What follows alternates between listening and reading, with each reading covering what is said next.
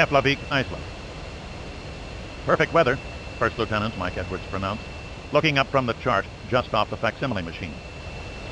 We have this strong cold front due in from Canada in 20 to 24 hours. That'll bring a lot of rain with it, maybe an inch worth.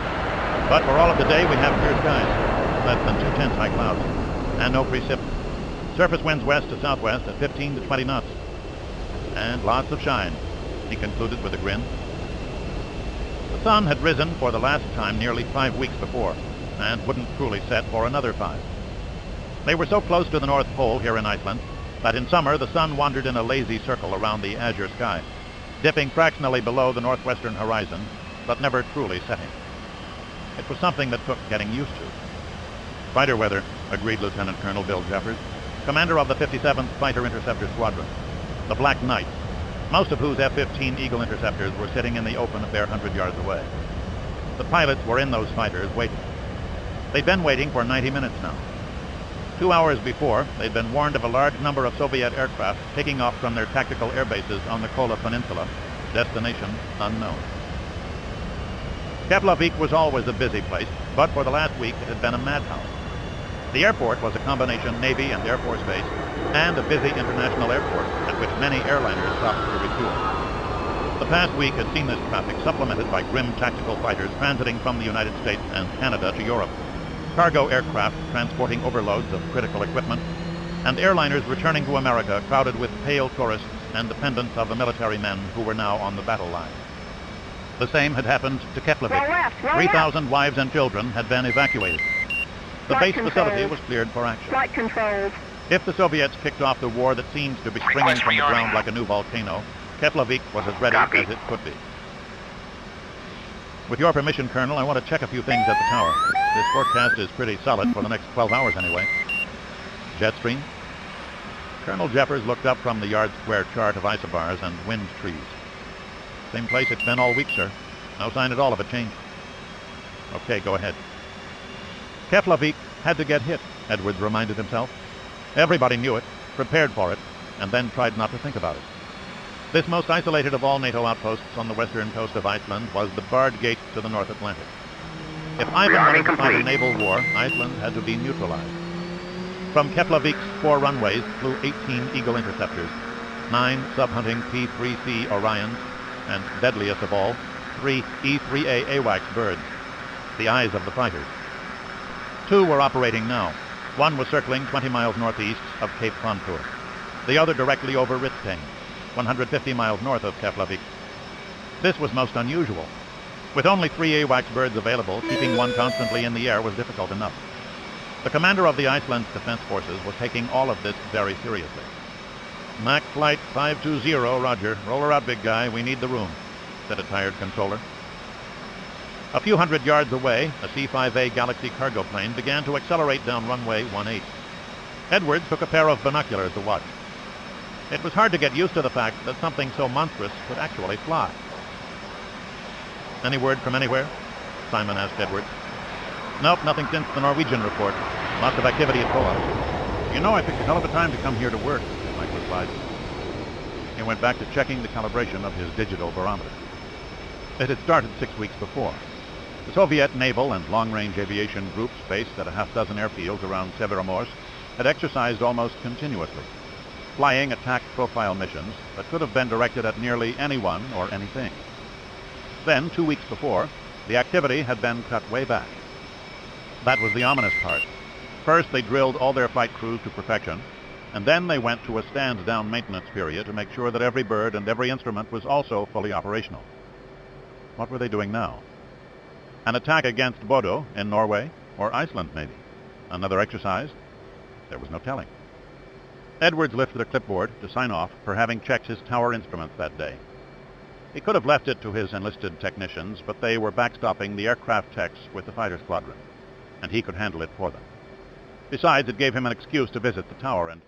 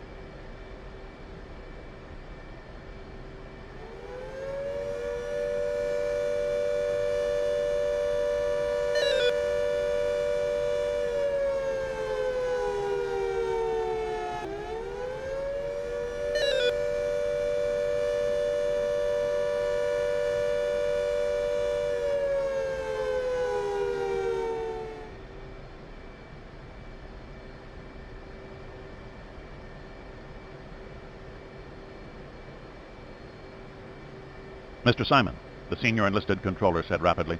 I just copied a flash from Sentry 1. Warning red. Many bandits inbound, sir.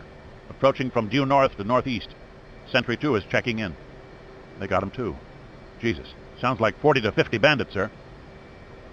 Edwards noted that the inbounds were being called bandits instead of the usual zombies. Anything friendly coming in? Sir, we got a Mac C-141 20 minutes out. 8 more behind it at 5-minute intervals, all inbound from Dover. Tell them to turn back and get an acknowledgement.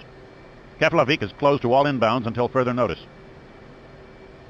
Simon turned to his telecommunications man.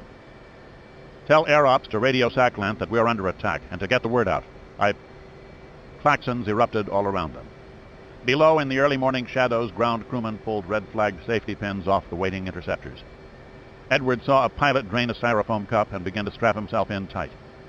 The starter carts next to each fighter belched black smoke as they generated power to turn the engines. Tower, this is Hunter Leader. We're scrambling. Clear those runways, boy. Simon took the microphone. Roger, Hunter Leader, the runways are yours. Scatter Plan Alpha. Go for it. Out. Below, canopies were coming down. Chocks were pulled away from wheels, and each crew chief gave his pilot a smart salute. The shriek of jet engines changed to a roar as the aircraft started to roll upwardly off the flight line. Where's your battle station, Mike? Simon asked. The Met Building. Edwards nodded and headed for the door. Luck, guys. Aboard Sentry 2, the radar operators watched a broad semicircle of blips converging on them. Each blip had BGR painted next to it, plus data on course, altitude, and speed. Each blip was a Tu-16 Badger bomber of Soviet naval aviation. There were 24 of them, inbound for Keflavik at a speed of 600 knots. They had approached at low altitude to stay below the E-3A's radar horizon, and once detected, were now climbing rapidly 200 miles away. This mission profile enabled the radar operators to classify them instantly as hostile. There were 4 Eagles on combat air patrol, 2 of them with operating AWACS. But it was close to changeover point, and the fighters were too low on fuel to race after the Badgers on afterburn. They were directed to head for the incoming Russian bombers at 600 knots, and could not yet detect the Badgers on their own missile targeting radars. Sentry 1 off Cape Contour reported something worse. Her blips were supersonic Tu-22M backfires, coming in slowly enough to indicate that they were heavily loaded with external ordnance. The Eagles here also moved off to intercept. 100 miles behind them, the 2 F-15s kept on point defense over Reykjavik had just been topped off from an orbiting tanker, and were charging northeast at 1,000 knots, while the remainder of the squadron was even now leaving the ground. The radar picture from both AWACS aircraft was being transmitted by digital link to Keflavik's Fighter Ops Center so that ground personnel could monitor the action. Now that the fighters were rotating off the ground, the crews for every other aircraft at the air station worked frantically to ready their birds for flight. They had practiced this task 8 times in the past month. Some flight crews had been sleeping with their aircraft. Others were summoned from their quarters no more than 400 yards away. Those aircraft just back from patrol had their fuel tanks topped off and were pre-flighted by the ground crews. Marine and Air Force guards, not already at their posts, rushed to them. It was just as well that the attack had come at this hour. There was only a handful of civilians about, and civilian air traffic was at its lowest. On the other hand, the men at Keflavik had been on double duty for a week now, and they were tired. Things which might have been done in 5 minutes now took 7 or 8. Edwards was back in his meteorological office, wearing his field jacket, flak jacket, and Fritz-style helmet. His emergency duty station, he could not think of his office as a battle station, was his assigned post. As if someone might need an especially deadly weather chart with which to attack an incoming bomber. The service had to have a plan for everything, Edwards knew. There had to be a plan. It didn't have to make sense. He went downstairs to Air Ops. I got breakaway on Bandit 8. 2 birds launched. The machine says they're AS-4s, the sentry controller reported. The senior officer got on the radio for Keflavik.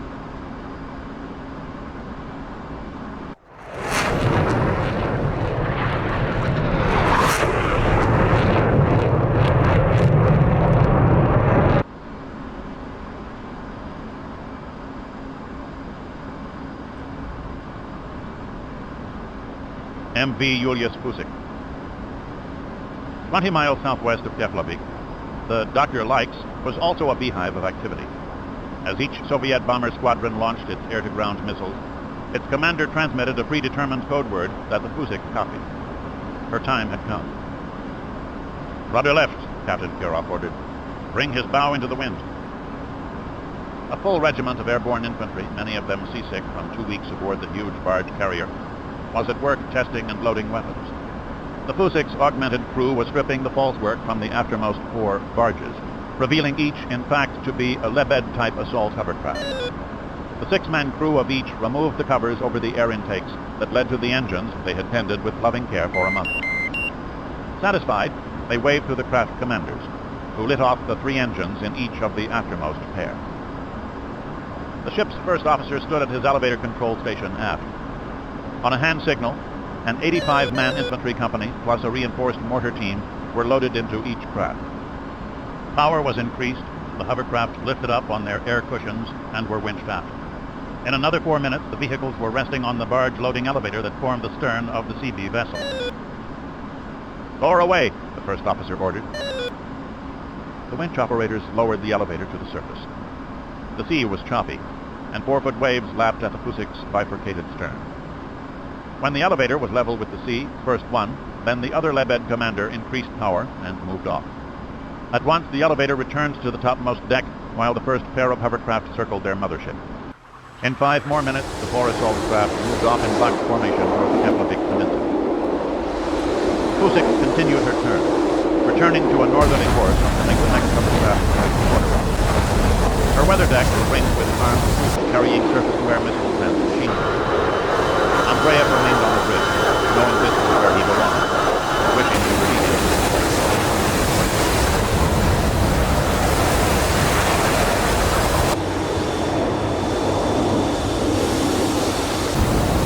Keflavik, Iceland. F off. The bandits are all turning right back after launching their ASMs. So far it's been 2 birds per aircraft. We got 50, make that 56 inbound missiles, and more are being launched. Nobody behind them, though. I repeat, nothing behind the bomber force. At least we don't have any paratroopers headed in. Hunker down, guys. We now have 60 inbound missiles, Edwards heard as he came through the door. At least they won't be nukes, said a captain. They're shooting 100 missiles at us. They don't fucking need nukes, replied another. Edwards watched the radar picture over the shoulder of one of the officers. It was purely like an artillery. Big, slow-moving blips denoted the other. Smaller, quicker blips were the Mach 2 missiles. Gotcha, hooted the enlisted radar operator. The leading Eagle had gotten within missile range of the Badgers and exploded one with a Sparrow missile, 10 seconds after it had launched its own missiles. A second Sparrow missed its separate target, but a third appeared locked on it. The first fighter's wingman was just launching at yet another Russian. The Soviets had thought this one out, Edwards saw. They were attacking from all around the northern littoral, with lots of space between the bombers, so that no single fighter could engage more than 1 or 2. Almost like... Anybody check the geometry of this? He asked. What do you mean? The captain looked around. How come you aren't where you belong? Edwards ignored the irrelevancy. What's the chance they're trying to draw our fighters out like that? Chance is great. Captain. You're saying they might want your ASMs from farther out. Maybe they don't fly as far as we want. It is those missiles are 10 minutes up now, perfect, with about a 5 or 7 minute delay to the last. Goddamn thing we can do. Yeah. The Eagles were now all airborne. The last of the backfires was just launched and were turning back northeast in full power as the Eagles raced at 1,200 knots.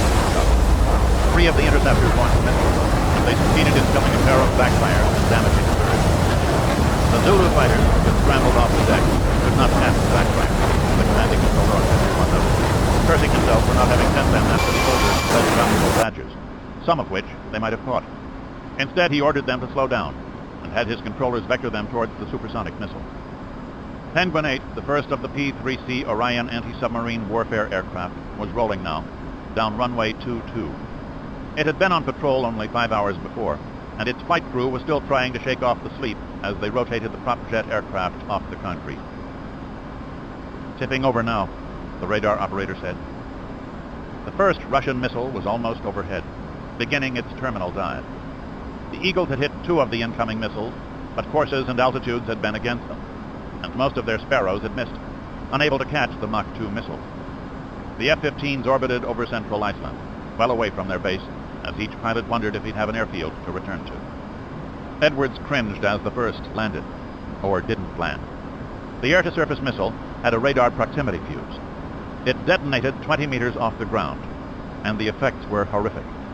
It exploded directly over International Highway, 200 yards from air ops, its fragments ripping into a number of buildings, the worst hit being the base fire station. Edwards fell to the floor as fragments lashed through the wooden wall.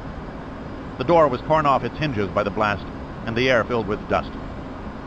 A moment later, at the SO facility 100 yards away, a fuel truck exploded, sending a fireball towering into the sky and dropping burning jet fuel for blocks around. Electrical power was immediately lost. Radars, radios, and room lights went out at once, and battery-powered emergency lights didn't come on as they were supposed to.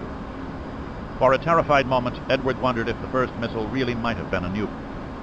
The blast had rippled through his chest, and he felt sudden nausea as his body tried to adjust to the sensations that assaulted it. He looked around and saw a man knocked unconscious by a falling light fixture. He didn't know if he was supposed to buckle his helmet strap or not, and somehow this question seemed enormously important at the moment, though he didn't remember why. Another missile landed farther away, and then for a minute or so the sounds blended into a series of immense thunderclaps. Edwards was choking from the dust. It felt as though his chest would burst, and impulsively he bolted for the door to get fresh air. He was greeted by a solid wall of heat. The SO facility was a roaring mass of flames, which had already engulfed the nearby photo lab and base thrift shop. More smoke rose from the enlisted housing area to the east. A half-dozen aircraft still on the flight line would never leave it. Their wings snapped like toys from the blast of a missile that had exploded directly over the runway crossroads. A smashed E-3A Sentry burst into flames before his eyes. He turned to see that the control tower had been damaged too, all its windows gone. Edwards ran that way, not thinking to take his jeep. 2 minutes later, he entered the tower breathlessly to find the crew all dead, torn apart by flying glass, the tiled floor covered with blood. Radio receivers were still making noise over desk-mounted speakers, but he couldn't seem to find a working transmitter. Penguin 8. "What the hell is that?" the Orion pilot said. He turned his aircraft violently to the left and increased power. They had been orbiting 10 miles out from Keflavik, watching the smoke and flames rising from their home field, when 4 massive objects passed under them. "It's the co-pilot breathed. "Where?" The 4 lebeds were moving at over 40 knots, bouncing roughly over the 4 to 5 foot waves. About 80 feet long and 35 wide, each had a pair of ducted propellers atop, immediately forward of a tall aircraft-type rudder painted with the Soviet naval ensign, a red hammer and sickle over a blue stripe. They were already too close to shore for the Orion to use any of her weapons. The pilot watched incredulously as he approached, and any doubts he had ended as a 30-millimeter cannon fired at them. It missed wide, but the pilot jerked the Orion around to the Keflavik, Iceland.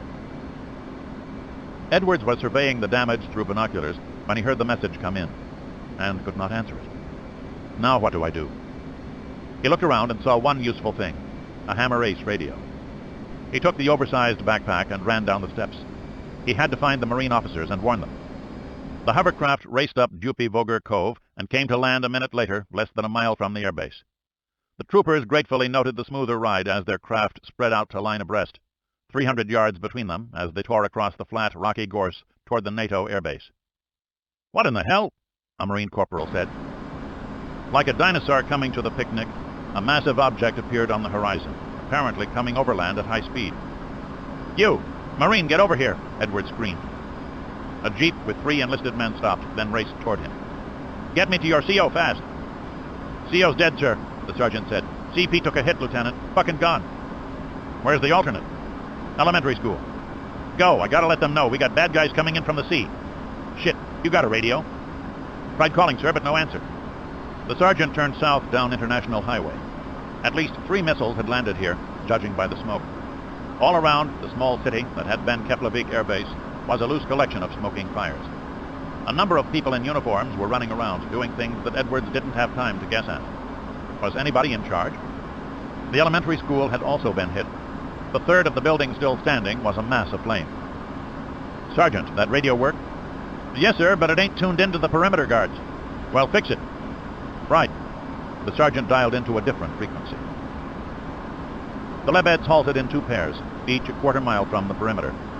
The bow door on each opened, and out rolled a pair of BMD infantry assault vehicles, followed by mortar crews who began at once to set up their weapons.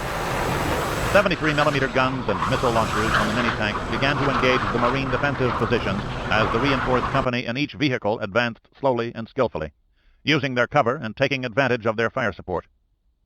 The assault force had been hand-picked from units that had fought in Afghanistan. Each man had been under fire before. The Lebeds immediately turned crab-like and sped back to sea to pick up yet more infantry. Already elements of 2 elite airborne battalions were engaging a single company of Marines. The frantic words on the Pullman radio band were falling. The base electrical supply was cut, and along with it, the main radios. The Marine officers were dead, and there was no one to coordinate the defense. Edwards wondered if anyone really knew what the hell was going on. He decided that it probably didn't matter. MV Julius Fusik. "Aircraft sighted, port bow," a lookout screamed. Kiarov raised his binoculars to his eyes and swore softly. He saw what could only be missiles dangling from each wing of the multi-engined aircraft. Penguin 8. "Well, looky what we got here," the Orion's pilot said quietly. "Our old friend the doctor likes. Combat, flight. What else is around?" "Nothing, flight. Not another surface ship for over 100 miles. They had just completed a complete circuit of the horizon, scanning with their surface search radar. And it's for goddamn sure those hovercraft didn't come in off no submarine." The pilot adjusted course to pass within 2 miles of the ship, with the sun behind the 4-engine patrol aircraft. His co-pilot examined the ship through binoculars. Onboard TV cameras operated by the weapons crew would provide even better close-up pictures. They saw a pair of helicopters warming up. Someone aboard the Fusik panicked and fired a handheld SA-7 missile. It failed to lock onto the Orion and blazed off directly into the low sun. MV Julius Fusik. "Idiot," Kiarov growled. The smoke from the rocket motor didn't even come close to the aircraft. "He'll shoot at us now. All ahead flank. Helmsman, be alert." Penguin 8. "Okay," the pilot said, turning away from the merchantman. "Taco, we got a target for your harpoons. Any luck with Keflavik?"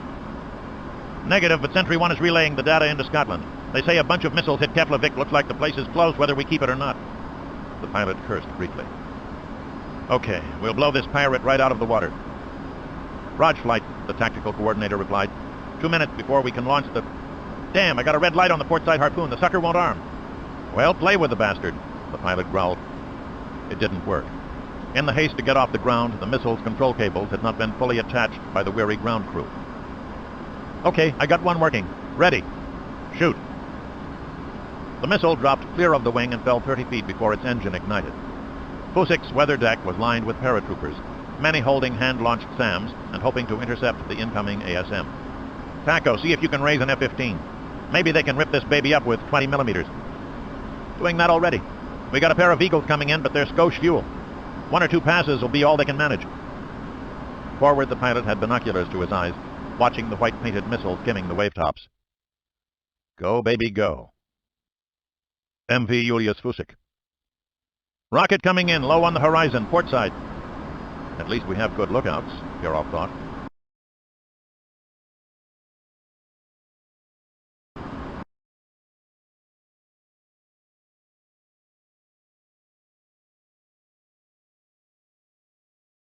He estimated the distance to the horizon and gave the missile a speed of 1,000 kilometers per hour. "Right hard rudder!" he screamed. The helmsman threw the wheel over as far as it would go and held it down. "You cannot run from a missile, Kiarov," the general said quietly. "I know this. Watch, my friend." The black-hulled vessel was turning radically to starboard. As she did so, the ship heeled in the opposite direction, the same way a car rolls away from a turn on a flat road, which artificially raised the waterline on the vulnerable port side. Some enterprising officers aboard fired signal flares, hoping to decoy the missile away. But all the missile's microchip brain cared about was the enormous blip that occupied the center of its radar seeker head. It noted that the ship's heading was changing slightly, and altered its own course accordingly. Half a mile from the target, the harpoon lurched upward from its 10-foot altitude in its programmed pop-up terminal maneuver. The troopers aboard the Fusik instantly fired an even dozen SAMs. 3 locked onto the Harpoon's engine exhaust plume, but were unable to turn rapidly enough to hit the incoming missile and continued past it. The Harpoon tipped over and dove. Penguin 8. All right, the pilot whispered. There was no stopping it now. The missile struck the Fusik's hull 6 feet above the waterline, slightly abaft the bridge.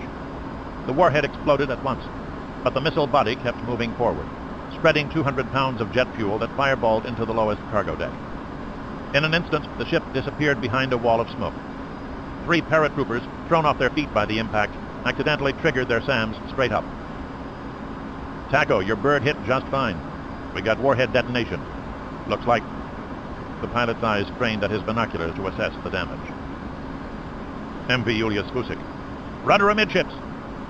Kirov had expected to be knocked from his feet, but the missile was a small one, and Julius Fusik still had 35,000 tons of mass. He ran out to the bridge wing to survey the damage. As the ship returned to an even keel, the ragged hole in her side rose 10 feet from the lapping waves. Smoke poured from the hole. There was fire aboard, but the ship should not flood from the blow, the captain judged. There was only one danger. Kirov rapidly gave orders to his damage control teams, and the general sent one of his own officers to assist. 100 of the paratroopers had been trained over the last 10 days in shipboard firefighting. They would now put what they had learned to use. Penguin 8. The Fusik emerged at 20 knots from the smoke, a 15-foot hole in the ship's side. Smoke poured from the opening, but the pilot knew at once that the damage would not be fatal. He could see hundreds of men on the upper deck, some of them already running toward ladders to fight the fire below. Where are those fighters? The pilot asked. The tactical coordinator didn't answer. He switched his radio circuits. Penguin 8, this is Cobra 1. I got 2 birds. Our missiles are all gone, but we both got a full load of 20 Mike. I can give you 2 passes. Then we got a bingo to Scotland. That's a Raj Cobra lead. The target has some helos spooling up. Watch out for handheld SAMs. I've seen him fire about 20 of the bastards. Roger that, Penguin. Any further word of Keflavik?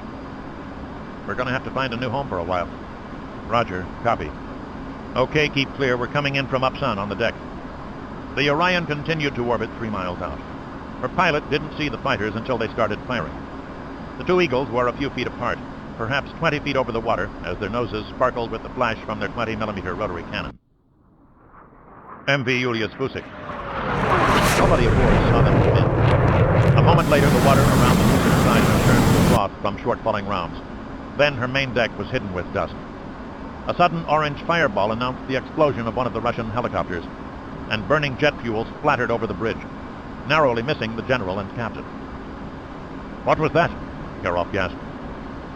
American fighters. They came in very low. They must only have their cannon, else they'd have bombed us already. It is not over yet, my captain. The fighters split, passing left and right of the ship, which continued to move at 20 knots in a wide circle. No SAMs followed the Eagles away, and both turned, reformed, and closed on the Fusik's bow. The next target was the superstructure. A moment later, the freighter's bridge was peppered with several hundred rounds. Every window was blown away, and most of the bridge crew killed. But the ship's watertight integrity hadn't been damaged a whit. Kirov surveyed the carnage. His helmsman had been blown apart by a half-dozen exploding bullets, and every man present on the bridge was dead. It took a second for him to overcome the shock and notice a crippling pain in his own abdomen, his dark jacket darkening further with blood. You are hit, Captain. Only the general had had the instinct to duck behind something solid. He looked at the 8 mutilated bodies in the pilot house and wondered once again why he was so lucky. I must get the ship to port. Go aft. Tell the first officer to continue landing operations. You, Comrade General, supervise the fires topside. We must get my ship to port. I will send you help. The general ran out the door as Kirov went to the wheel. Keflavik, Iceland. Penguin 8. Looks like the fire's under control, the co-pilot commented sourly. Yeah, how do you think they managed that? Shit, that boat should have gone up like... But it didn't. As they watched, a second load of troops was dispatched on the 4 hovercraft. The pilot hadn't thought of having the 2 available Eagle fighters, now heading for England, shoot them up instead of this huge black ship. Some fucking officer you are, he told himself. Penguin 8 carried 80 sonobuoys, 4 Mk-46 ASW torpedoes, and some other high-technology weapons, none of which were of the least use against a simple large target like this Murchie. Unless he wanted to play kamikaze. The pilot shook his head. "If you want to head for Scotland, we got another 30 minutes of fuel," the flight engineer advised. "Okay, let's take a last look at Keflavik. I'm going up to 6,000. Ought to keep us out of SAM range." They were over the coast in 2 minutes. A Lebed was approaching the SOSUS and Stiginst station opposite Hafner. They could just make out some movement on the ground and a wisp of smoke coming from the building. The pilot didn't know much about the Stiginst activities, but SOSUS, the Oceanic Sonar Surveillance System, was the principal means of detecting targets for the P-3C Orion crews to pounce on. This station covered the gaps from Greenland to Iceland, and from Iceland to the Faroe Islands. The main picket line needed to keep Russian subs out of the trade routes was about to go permanently off the air. Great. They were over Keflavik a minute after that. 7 or 8 aircraft had not gotten off the ground. All were burning. The pilot examined the runways through binoculars and was horrified to see that it was uncratered. "Taco, you got a sentry on the line?" "You can talk to one right now, Flight. Go right ahead, you got Sentry 2. "Sentry 2, this is Penguin 8. Do you read? Over." "Roger, Penguin 8, this is the senior controller. We show you over Keflavik. What's it look like?" "I count 8 birds on the ground, all broke and burning. The missiles did not, repeat, not, crater the airfield." "You sure about that, 8? "Affirmative. A whole lot of blast damage, but I don't see any holes in the ground. The enclosed fuel tanks appear undamaged, and nothing at all seems to have hit the tank farm at Hackett-Stanger. We left our friends a whole shitload of jet fuel and an airfield." "The base. Let's see. Tower's still standing. Lots of smoke and fire around air ops. Base looks pretty badly beaten up, but those runways are sure as hell usable. Over." "How about the ship you shot at?" "1 solid hit. I eyeballed the missile in, and 2 of your 15 strafed his ass, but it ain't enough. She'll probably make port. I'd guess she'll try to come into Reykjavik, maybe Hafnarfjordur to unload. She's got to be carrying a lot of stuff. It's a 40,000-ton ship. She can make port in 2 or 3 hours unless we can whistle up something to take her out." "Don't count on it. What's your fuel state?" "We got to head for Stornoway right now. My camera guys have shot pictures of the area and that ship. About all we can do." "Okay, Penguin 8, go find yourself a place to land. We're leaving in a few minutes, too. Luck. Out." MV Julius Fusik. "The fires are out, by God," General Andreev proclaimed. "There is much damage to our equipment, mainly from water, but the fires are out." His expression changed when he saw Kirov. The captain was ghostly pale. An army medic had bandaged his wound, but there had to be internal bleeding. He struggled to hold himself erect over the chart table. "Come right to 003. A junior officer was on the wheel. "Right to 003, Comrade Captain." "You must lie down, my captain," Andreev said softly. "I must get my ship to safe harbor first." The Fusik ran almost due north, the westerly wind and sea on her beam, and water was lapping at the missile wound. His earlier optimism was fading. Some seams in the lower hull had sprung from the missile impact, and water was entering the lower cargo deck, though so far the pumps were keeping up with it. There was 20,000 tons of cargo to deliver. "Captain, you must have medical attention," Andreev persisted. "After we round the point. When we have the damaged port side alee, then I shall be tended to. Tell your men to stay alert. One more successful attack could finish us. And tell them they have done well. I would be happy to sail with them again."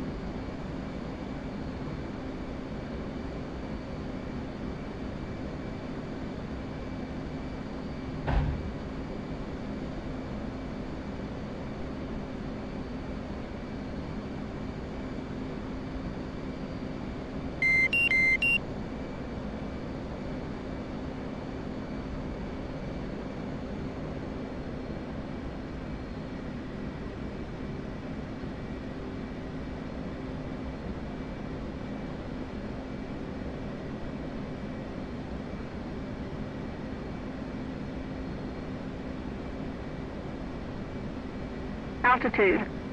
Altitude.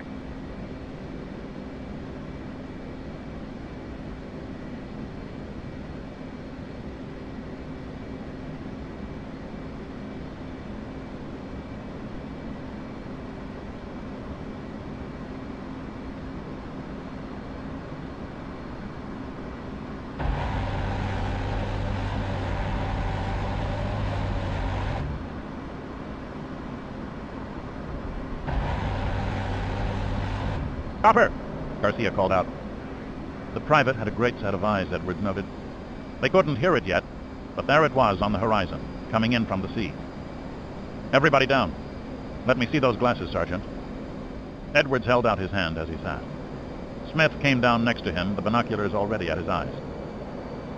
It's a hip, sir. Troop carrier. He handed the glasses over.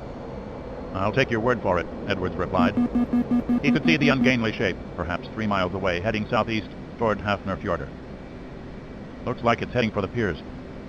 Oh, they came in on a ship. They want to dock it, and they'll want to secure the waterfront first. Makes sense, Sergeant Smith agreed. Edwards followed the helicopter until it dropped behind some buildings. Less than a minute later, it was up again, heading back northwest. He gave the horizon a close look. Looks like a ship out there. MV Julius Fusik. Kirov moved slowly back to the chart table with an army medic at his side. His pumps were almost keeping up with the inflow of water. The Fusik was down half a meter at the bow. Portable fire pumps were being set near the bilges to draw more seawater out and eject it over the side, through the hole the American missile had made. He smiled wanly to himself. An army medic followed him around. The general had practically pulled a gun on the captain, forcing him to allow the medic to give him a bottle of blood plasma and some morphine. He was grateful for the latter. His pain was still there, but not nearly so bad as it had been. The plasma container was a damned nuisance, with the medic holding it aloft as he moved around the pilot house. Texaco, 1-1-1-1. He needed. Request rejoin. Kirov wanted to stay alive a few hours longer. And who knows, he thought. If the regimental surgeon has skill, he might even live. There were more important things at hand. He had studied the charts of this port, but he had never been here before. He had no pilot. There would be no harbor tugs, and the tiny barge tugs carried in his ship's split stern would be useless for docking. The helicopter circled his ship after making its first trip. A miracle that it flew at all, the captain thought, after having the one next to it shattered by that strafing run. The mechanics had managed to extinguish that fire rapidly and place a curtain of water fog around the other aircraft. Some minor repairs had been needed. There were an even dozen holes in the sheet metal. But there it was, hovering just aft of the superstructure, landing slowly and awkwardly in the roiled air. "How are you feeling, my captain?" the general inquired. "How do I look?" A brave smile that failed to draw one in return. The general knew that he should physically carry the man to his surgeon's emergency medical post. But who then would dock the ship? Captain Kirov was dying before his eyes. The medic had made that clear enough. There was internal bleeding. The plasma and bandages couldn't hope to keep up with it. "Have your men secured their objectives?" "They report some fighting still at the airbase, but it will soon be under control. The first team at the main quay reports no one there." "That will be secure, my captain. You should rest a bit." Kirov shook his head like a drunken man. Waypoint 4 at 25,000. "That will come soon enough. 15 more kilometers. We race in too fast as it is.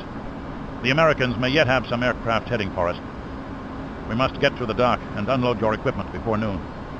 I have lost too many of my crewmen to fail." Kirov knew that he was finishing the work that the Americans had begun. Driving his ship into the harbor at 18 knots was worse than reckless. The sea bottom here was rock, not mud, and a grounding could easily rip his bottom out. But he feared another air attack even more, and he was sure that a flight of American fighters was heading this way, laden with missiles and bombs that would rob him of success in the most important mission of his life. "Midships!" he called. "Rudder amidships!" the helmsman acknowledged. He'd learned minutes before that his first officer was dead, from wounds sustained in the first strafing attack. His best helmsman had died screaming before his eyes, along with many of his skilled deck crewmen. He had only one man qualified to take the shore sightings necessary for a positive position fix. But the key was in sight, and he'd depend on a seaman's eye. "Slow to half speed," he ordered. The helmsman relayed the order on the engine room telegraph. "Rudder right full." He watched his ship's head come slowly right. He stood on the center line of the bridge, carefully lining his jackstaff up with the key. There was no one trained to handle the mooring lines. He wondered if the soldiers could manage it. The ship touched bottom. Kirov was thrown from his feet and cursed loudly with pain and rage. He'd misjudged his approach. The Fusik shuddered as she slid across the rocky bottom. There was no time to check his chart. When the tide turned, the harbor's strong eddy currents would make his landing an impossible nightmare. Reverse your rudder. A minute later, the ship was fully afloat again. The captain ignored the flooding alarms that hooted behind him. The hull was penetrated, or maybe the damaged seams had sprung further. No matter. The dock was a mere 1,000 meters away. It was a massive quay made of rough stone. Midships, all stop. The ship was moving far too fast to stop. The soldiers on the dock could already see that, and were slowly backing up, away from the edge, fearing that it would crumble when the ship struck. Kirov grunted with dark amusement. So much for the line handlers. 800 meters. All back full. 600 meters. The ship's whole mass shuddered as the engines fought to slow her. She headed into the berth at a 30-degree angle, her speed now 8 knots. Kirov walked to the engine room voice tube. On my order, shut down the engines. Pull the manual sprinkler handle and evacuate the engine spaces. What are you doing? The general asked. We cannot moor to the quay, Kirov answered simply. Your soldiers don't know how to handle the lines, and many of my seamen are dead.